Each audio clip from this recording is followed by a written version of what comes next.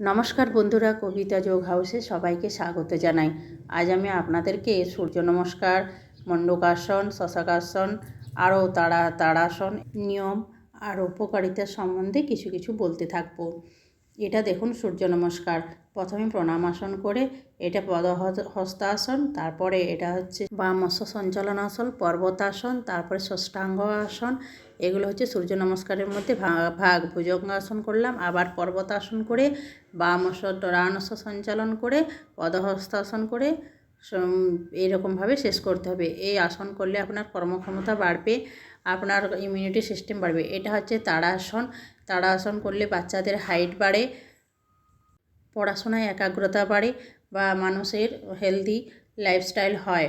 এটাতে ফুসফুসের কার্যক্ষমতা বাড়ে। এরকমভাবে করলে যাদের শ্বাসকষ্ট হয় তারা এই আসনটা অবশ্যই করবেন। এই দুটোই আসন ফুসফুসের কর্মক্ষমতা বাড়বে, আপনার শরীরে অক্সিজেনের পরিমাণ বাড়তে থাকবে।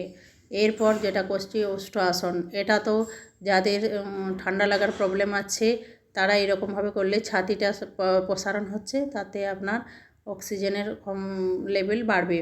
এরপর আছে শশকাসন। শশকাসন করলে মাথায় ব্লাড ফ্লোটা বেশি হয়, মন শান্ত হয়।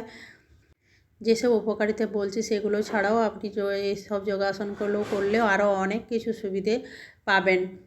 এরপর করছি মণ্ডকাসন। নাভির উপরে হাত রেখে এরকমভাবে চাপ দিয়ে বসতে হবে।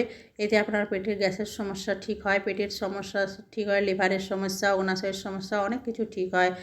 2 থেকে 5 মিনিট পর্যন্ত এইসব ব্যায়ামগুলো করতে পারেন। এরপরে ভ্রমরি করে ধ্যান করা। ধ্যান করলে মনে শান্ত হয়। যাদের ডিপ্রেশনে ভুগছেন তাদের এই ভ্রমরি ধ্যানটা অবশ্যই করবেন।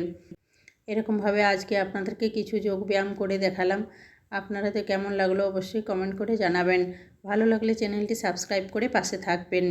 আজকের ভিডিওটি এখানেই কমপ্লিট করলাম। সবাই ভালো থাকুন, সুস্থ থাকুন, যোগা করুন।